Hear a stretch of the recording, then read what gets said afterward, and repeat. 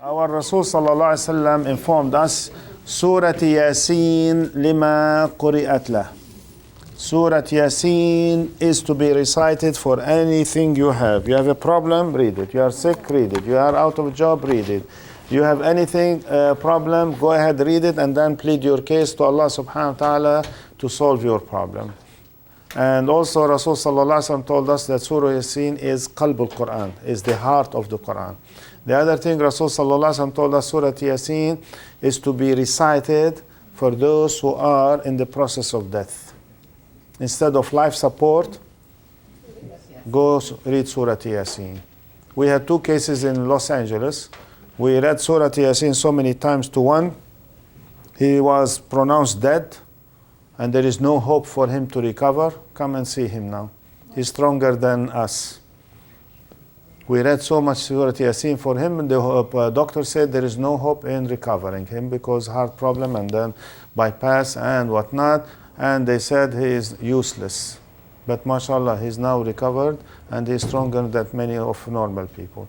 The other brother, he had bypass, and then we read Surah Yasin so many times, and Allah soothed him and took him away to him rather than to keep him on any life support or anything like that.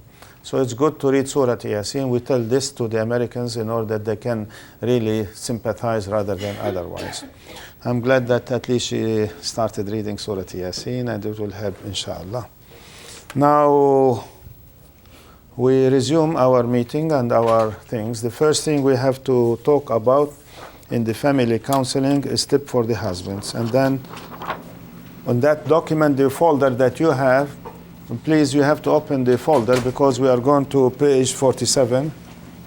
And then we'll go to the criticisms of the wives. But now we'll go only for the tips for the husbands. Although there are tips for wives, I'm not going to read them because there is no time. I read only tips advising the husbands. And that's very important for all of us.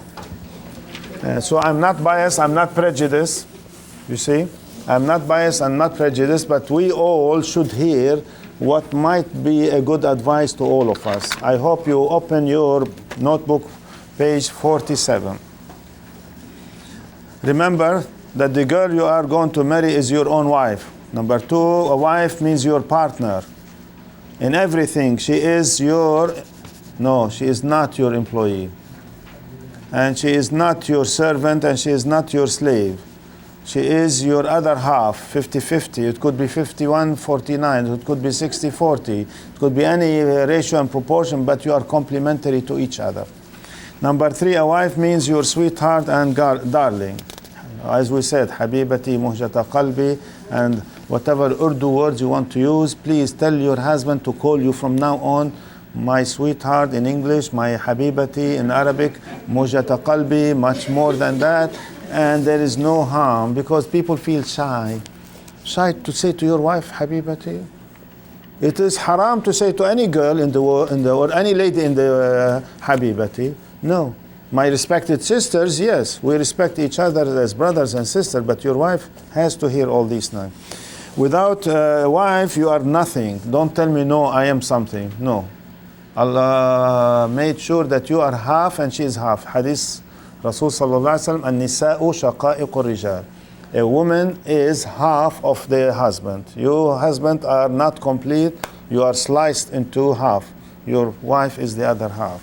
Your half is for you, sent to you from Allah as a gift. So by appreciating the gift, I hope you appreciate Allah. And the Rasul sallallahu alaihi wasallam tell us, "Man la yashkur lin-nas la yashkur lillah." Whoever is not grateful to people, he is not grateful to Allah. So by being grateful to your wife means you are appreciating Allah. You should remember that your wife is the mother of your future children, and your wife is still the daughter of her mother and father. This means that you have to honor her parents as well as her brothers and sisters. You are also to honor her relatives as well. And don't tell her, you are for me, you have nothing to do with your family. Now you became mine property. Come on, who said she is not a property? 8, you are to respect her parents as much as you respect your own parent. And don't tell me, no, I hate her parents because he is, or her mother is. Who told you to marry that girl? You have to marry that girl, you have to accept her parents as they are. They are bad. You have no right. Who told you to marry a girl from a bad family? Oh, wallah, I fell in love with her. Oh, love is not the only issue. It's family, establishment of a family. 9. You have to recognize that no matter how much your wife loves you, she still is not going to love you as much as she loves her mother, father, brother, and sister. And that is the crisis that happen in the in-laws. I don't want you to talk to your brother or sister or mother, father. He has no right to tell you that. Huh? Husband, you have no right to tell her, even if you hate her relatives, you have no right to tell her, don't talk to them. It's on the contrary, give them gifts through her or through you directly to break the ice with them. Remember, number 10, the more you give your wife of your money, your property, and other accessories, the more she feels attached to you, and the more she will protect you and your property. The reverse is true. If you hide, she steals from you without knowing. And I know a good number of cases. There were later years, the husband found so many thousands of dollars have been hidden in the house, in the cabinet, and without his knowledge, because he is not generous to him. Number 11, we have to recognize, we men, that women have more in them the following qualities. They have more love, affection, sympathy, concern, sacrifice, endurance, patience, and many more than us. And don't feel bad about it, we brother. You might be an exception among those who have those things, but usually women have more in them than we. And I can take one by one and demonstrate it in reality, how much they sacrifice more than us, how much they love with all the things that they receive from conception, conceiving, and pregnancy, delivery, baby, raising, all this, till the kids become grown up. They sacrifice more than us. We cannot even sacrifice at 2 o'clock in the morning or 3 o'clock when a baby cries. We leave it for the wife to take care of it. Leave me alone. Number 12, the life of a husband and wife is a life of consultation, sure. No one is the boss. The true boss is Allah. And many of us men have to recognize this. 13, since many men die before women, you have to try your best to secure the future of your wife and your children in one way or the other. Train your wife to handle herself in your absence and after your death.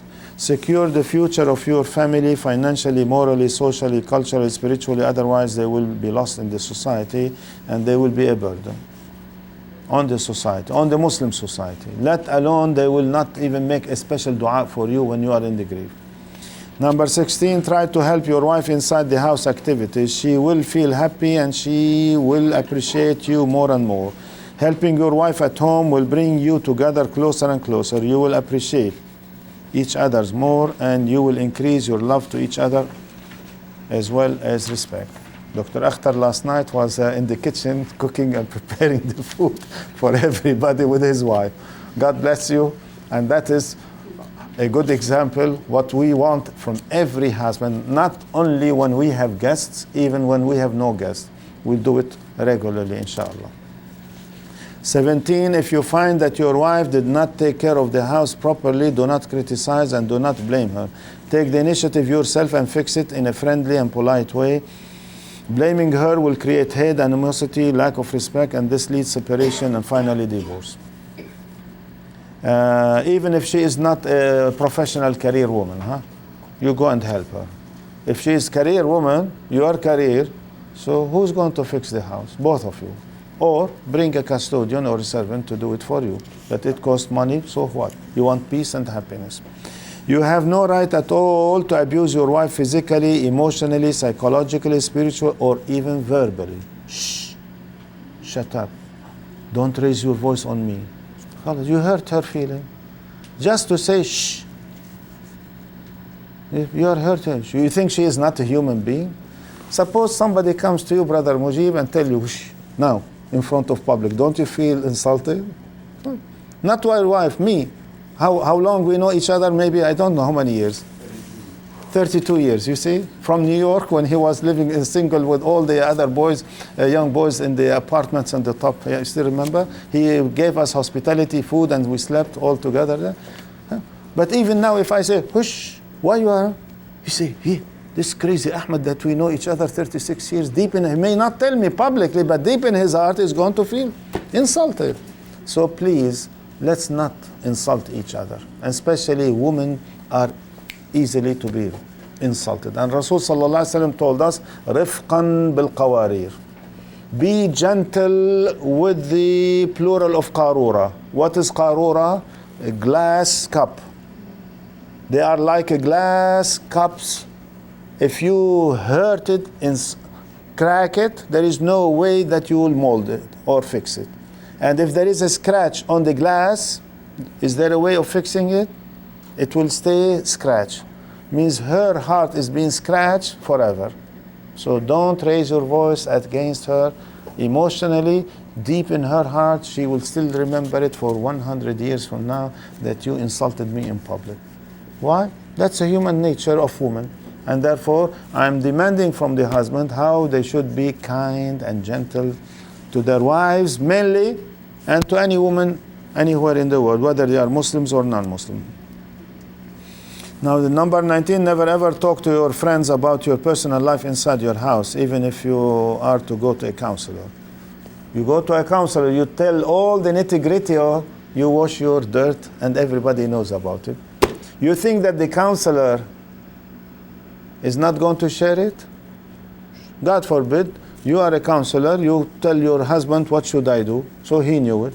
He did not know much. He will go and then talk to anybody and say, is it true? What should we do? So the whole community now knows about the detail, and then you end up. I say, please do not wash your dirt when you come to me. Tell me all the nitty-gritty of every day what happened. Tell me what's the climax of the problem, and let us sit together how we solve it. Do you want to solve it, or you want to tell me the stories? The story after story will take 1 year. There is no way. Tell me how we can solve it. You have this alternative or this or that. Kill her, you go to hell. Divorce, finish. You want to hash out? Let's see how we hash out. There are rules and regulations. You tell me what you want, you tell me what you want. I tell you, no, this is not right. I tell him, no, this is not right. The right way is the following. You don't like to follow, follow. You don't want to follow, get out of here. But you have to tell them, right, that you pledge, you follow. If you don't follow, curse of Allah falls upon you. Number 20, your relationship with your wife is to be kept between you and herself. It is not the property of any person. Let her know that you trust her, then she will not hide anything from you. Never ever spy on her. You have to let her know that Allah subhanahu wa ta'ala sees, knows, and records everything for you and for her. Nothing can be hidden from Allah subhanahu wa ta'ala. And unfortunately, I have so many cases of spying on each other. Taping. He goes out and then he put the tape recorder somewhere hidden. Mother-in-law put the tape recorder under the bedroom of their bed. She wants to know what goes on between her son and her daughter-in-law in their marital relationship, in their living bed. See, is it halal? The worst thing, wallah. You know, even if, you know what hadith says? If you are talking to each other, I want to hear what you are talking while you are talking privately. In the day of judgment, Allah is going to pour in my ear liquid iron. You know what is liquid iron? Means boiling. In my ears, because I listened to them when they did not know that I'm listening to them. How about spying?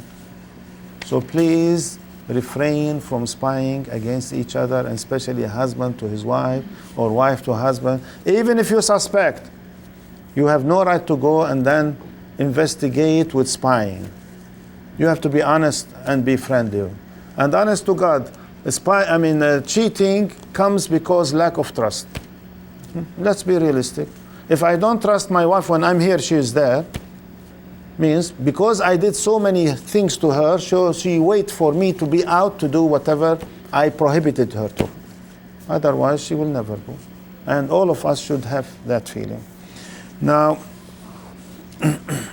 Number 23, she will never look up to you as a role model until you demonstrate that by action. The least of all is by being her imam in your daily salat, and try to pray in jama'ah as much as possible. Without raising your hands, how many of you, husband, pray with your family once a day? I said, don't raise your hand.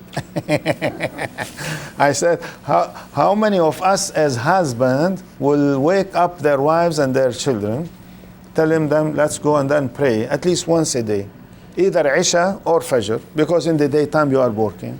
If not, and don't feel bad about it, I'm not creating fitna. You sisters, you have no right to listen to him if he is not going to be your imam in the salah. When you are in the salat imam, you are instructing them to follow you up and down. Then you follow him because he is obedient to Allah. If he doesn't pray, not only he doesn't pray with you, if he doesn't pray, why should you obey him? He doesn't obey Allah, so you have no right to obey him, and don't feel bad about it. As I said, I'm not creating fitna. I'm trying to re-establish that we men have to be a role model to our wives, and one of them is to be a role model in salat. When we are in salat, role model for them, they'll follow us in the rest of their life, inshallah. Now, number 24, try to recite Qur'an daily. You read, she listens. She reads, you listen. Without asking you to raise your hand, how many of you read Qur'an in the morning? Don't raise your hand. How many of you, husband and wife, sit together and read Qur'an in the morning? Both of you. You read, she listens. She reads, you listen. Oh, you want me to read and listen? I said, Wallahi, Allah subhanahu wa ta'ala demanded that we should read Qur'an in the morning. You tell me, no, my business is more important. Go. Hell is easier than paradise. You want paradise, you have to sacrifice. Oh, I have children, I have a clinic, I have this, I have that. Who told you to make the clinic at 7 o'clock? Make it at 9 o'clock. No, I will lose money. Oh, lose money. But you lose paradise. So kindly think it over seriously that you should try your best. Now, as I said yesterday, those who are in the monthly period, you can read Quran, you can touch the Quran, you can do anything as long as your hands are clean. We have hygiene here. In the old country, there was no hygiene. Therefore, Fuqaha said at that time, because of no hygiene. Which number are we now? Number 25, try to surprise your wife with gifts and even to her parents. You love her, you have to love her parents. How in the world she is going to give you love if you do not demonstrate your respect and love to her parents? The more you respect her family, the more wallah she'll give you. She will say, MashaAllah, my husband, I'm proud of him because he loves my wife, my father, my mother, my brother, my sister. Invite her parents as much as possible and serve them with respect. If you have children from her, try to be the best to help her in feeding and cleaning them. Moreover, try to play with them and act as a babysitter for them. It's not easy. Is it easy? Mujib, you are the only old friend of mine. I have to count on you now. I have to use your name. And I told anyone who sit in the front, I have to catch him. Yesterday I was catching her without knowing who is she. I said, who told you to be here? Last, the only way to have a wife to meet your hopes and aspirations is to make a special salat called Salat al-Haja after midnight, and you are to pray to Allah subhanahu wa ta'ala and request Him while you are in a state of humbleness, as we said last night, and that the type of wife you need her to be, it is He and He only who will secure a good wife for you. Now, let's go and have, I'm not going to talk about tips of the husbands. You read them yourself. To the wives, I mean. You read them yourself. Let's go and see the second one, which is the